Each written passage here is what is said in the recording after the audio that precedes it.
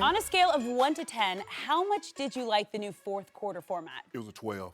Yeah. I loved it.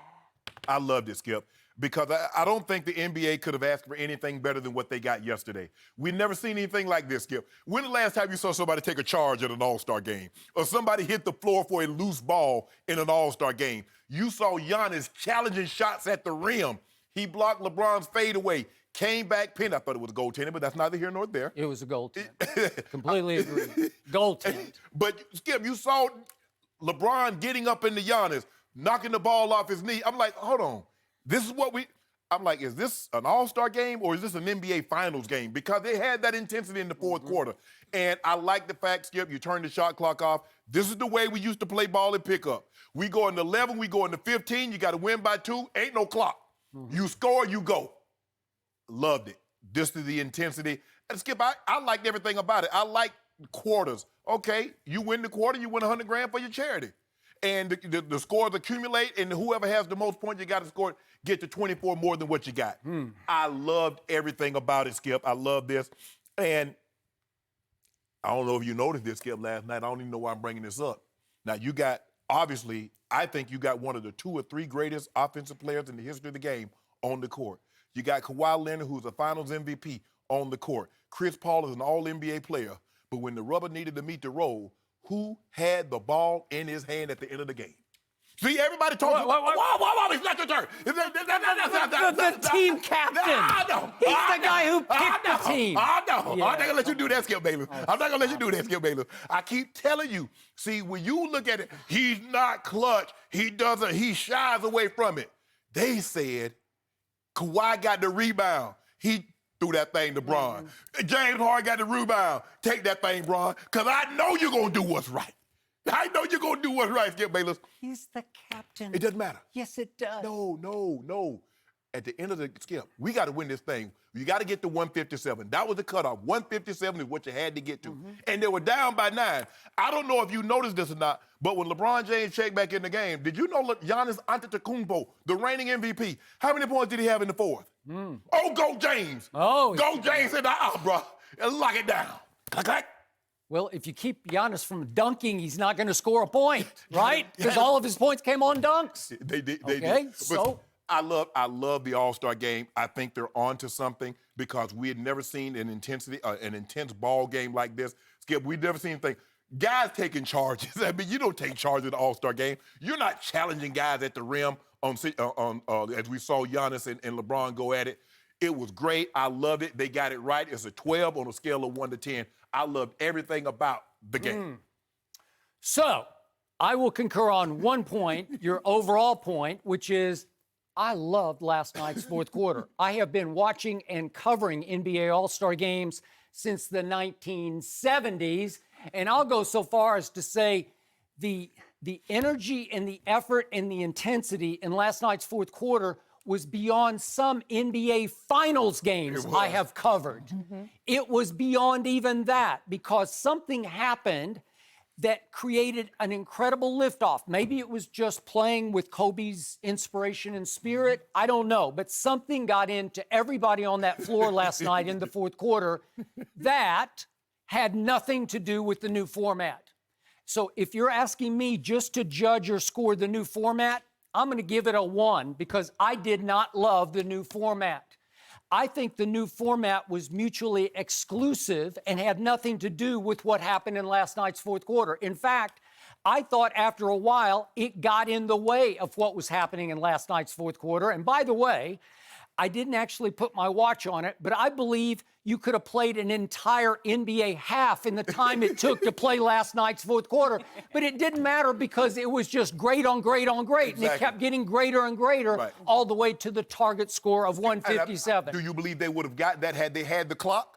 Yes, because think about this. Help me out here. Okay. Maybe I'm off, but I'm trying to figure out why the new format that was actually suggested, according to Chris Paul, by Chris Paul to the commissioner, and it's called the Elam ending, and I'm going to get to it in just a moment, but it's the idea of no clock with the target score. Right. And because in honor of Kobe, they made it 24 points, that made the target after 3 quarters. Right. With Team Giannis up 133 to 124, you add 24, so it's 157 is the target score. Correct. So help me out. What did that have to do with inspiring everybody to play as hard as they did? Help me out, because they're mutually exclusive. They didn't go together. Because I got a fixed number. If a team gets to this number before I do, I lose. Okay. Because now, Skip, if we got a running clock and we played at the end of the game, so the score might be 160, might be 180. We don't know. But now we got a set number that I got to get to, or I got to keep them from getting to. I got a set number in every NBA game ever played. It's 0-0-0, which is the end of the clock, and everybody just plays to the clock. Okay, so Team LeBron was down 9 going into the fourth quarter. So help me out. Which team did we think was better after LeBron just bamboozled Giannis in all the picks? Or Giannis made himself look foolish. Thank you. Right? Yeah. Okay, so which team was better? Well, obviously, Team LeBron was way better. Yes. Okay, so if I put these 5 players on the floor, let's start with LeBron, AD, Kawhi, James Harden, and CP3, who, by the way, played the whole fourth quarter over Luka. Yeah. So they were saying, nope, Luka, you got to watch this one, because Luka doesn't play much, if any, defense. Right. So they just said, no, we got to have CP3 on board because he knows how to pull this game out. So they're down 9, and for the most part in the fourth quarter, they go with those 5. And the other guys had to play Giannis and Embiid and Siakam and Kemba and Kyle Lowry. Right. Who's going to win that? Okay, who's got the advantage? Well, Skip, it was Giannis' fault that he picked 2 small guards. Okay, he did it, and you're stuck with it, and it comes down to a last play in which poor Kyle Lowry, at 6 feet tall, has to tackle Anthony Davis, who's, I don't know, 6'10 and a half. 6'10 and a half, whatever he is. He plays 7 feet. Okay, so help me out here. What if they had just let the clock run as usual, and all of a sudden Team LeBron had made a furious rally from down 9 at the end of the quarter, and it had come down to the final moments of the game, as it often does in the NBA? Right. What's the difference in that and the Elam ending that we played with last night? What we normally see, Skip, and what we normally got is that if you look at the first 3 quarters, you got 30, 40 dunks. But you look at that fourth quarter. Okay, I agree, but something happened, and you pinpointed the something. Yeah. Something happened that never happens in any All-Star game I've ever seen. One team captain elected to break the unwritten rule in the middle of the fourth quarter, and I'm talking about Giannis, and he goes out on LeBron and blocks his fadeaway. That is breaking all the rules. The rule is no defense. And LeBron's like, what? You want to do it like that? And LeBron goes to the other end, and he D's up Giannis, and Giannis loses the ball. And then everybody started D'ing up everybody. Right. And all of a sudden, it brought the referees into play like crazy. And the end of the game, to my eye, became an eyesore of fouling. And let me explain the Elam ending. The Elam ending was invented or suggested originally by a guy named Nick Elam, who was a Ball State professor, also a Mensa member, so he's high IQ. Very. And his idea was to clean up the end of basketball games. Right. And it was, he believed that a timed fourth quarter leads to, I'm going to use his quote, an unnatural, predictable, drawn-out, choppy, and sloppy style of play to end a basketball game. So his idea was at the 4-minute mark, set a target score by adding 7 or 8 points to the leading score at that point, and let's play to the target. Right. And then shut the clock off. Right. Well, help me out. Was last night not a choppy and sloppy ending? It was just foul after foul after foul. I've never seen anything quite like it. And by the way, quick note for you. Last night in the fourth quarter, 21 fouls were called, okay? That would be the 8th most in any NBA game played this whole year. So there have been 818 NBA games played.